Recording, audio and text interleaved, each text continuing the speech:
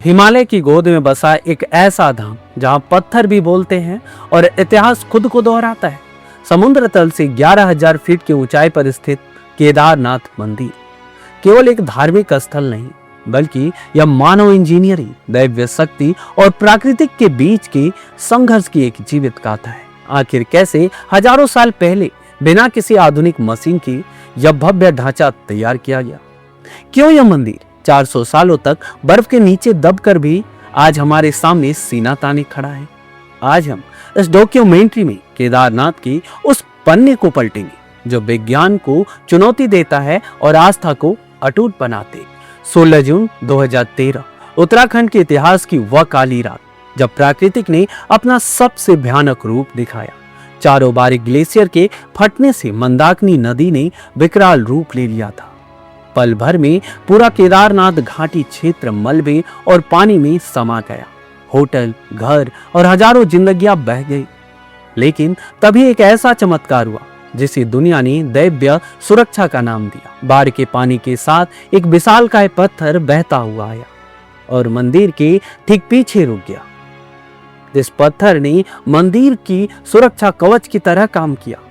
पानी की प्रचंड धारा इस पत्थर से टकराकर दो हिस्से में बट गई और मंदिर की दोनों ओर के हिस्से से निकल गई। मंदिर के अंदर शरण लिए सैकड़ों लोग सुरक्षित बच गए। इस पत्थर को आज हम भीमशिला के नाम से पूछते। क्या यह महज एक संयोग था या महादेव की मर्जी? आज के इंजीनियर सीमेंट और कंक्रीट पर भरोसा करते, लेकिन केदारनाथ मंदिर का निर्माण आज से हजारों साल पहले पत्थर को जोड़कर किया गया था। यह इंटरलॉकिंग तकनीक का इस्तेमाल हुआ है।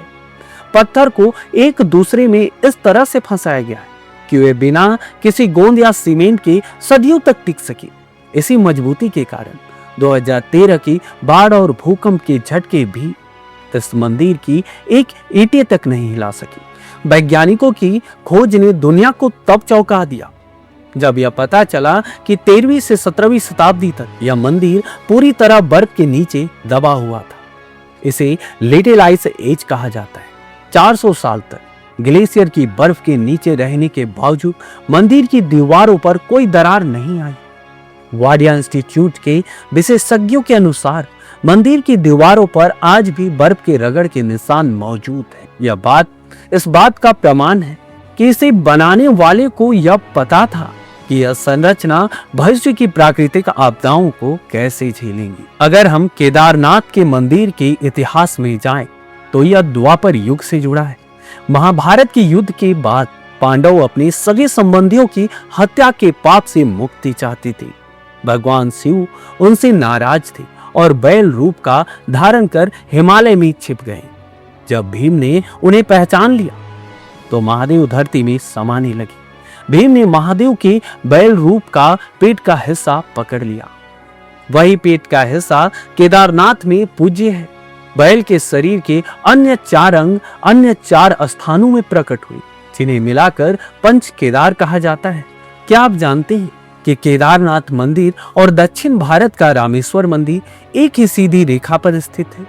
इन दोनों के भी कालेश्वर, श्री कालाहस्ती, एकम्बरेश्वर, अरुणाचलेश्वर और चिदंबरम जैसे शिव मंदिर आते। यह मंदिर सृष्टि के पंच तत्व अग्नि, वायु, जल, पृथ्वी और आकाश का प्रतिनिधित्व करते हैं। बिना किसी जीपीएस या आधुनिक उपकरणों के हमारे पूर्वजों ने हजारों किलोमीटर की दूरी पर इन मंदिरों को एक ही ग्रिड पर कैसे स्थापित, या आज भी विज्ञान के लिए एक अनसुलझी पहेली है। हर साल भाई दूज के दिन मंदिर का कपाट बंद कर दिया जाता है। 6 महीने तक केदारनाथ घाटी बर्फ की चादर में लिपटी रहती है। लेकिन परंपरा है कि कपाट बंद करते समय पुजारी मंदिर के अंदर एक अखंड दीपक जलाते हैं। आश्चर्य की बात यह है कि जब 6 महीने बाद कपाट खोले जाते हैं तो यह दीपक जलता हुआ मिलता है।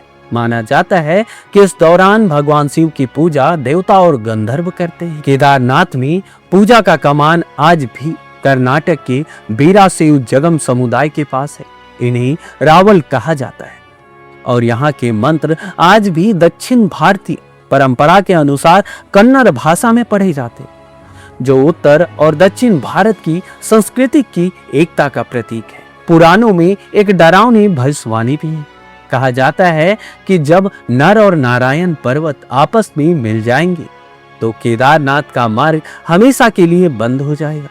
उसके बाद प्रभु भविष्य केदार के रूप में दर्शन दे। केदारनाथ केवल पत्थर का एक ढांचा नहीं, बल्कि विश्वास की वह पराकाष्ठा है जिसे ना पानी बहा सका, ना बर्फ दबा सकी और ना ही समय मिटा सका। यह हमें याद दिलाता है कि जहां विज्ञान अपनी सीमाएं खत्म करता है, वहीं से महादेव की सत्ता शुरू होती। अगर आप भी बाबा के भक्त हैं, तो कमेंट में लिखे हर हर महादेव। और इसी प्रकार के इंफॉर्मेटिव वीडियो देखने के लिए हमारे चैनल को सब्सक्राइब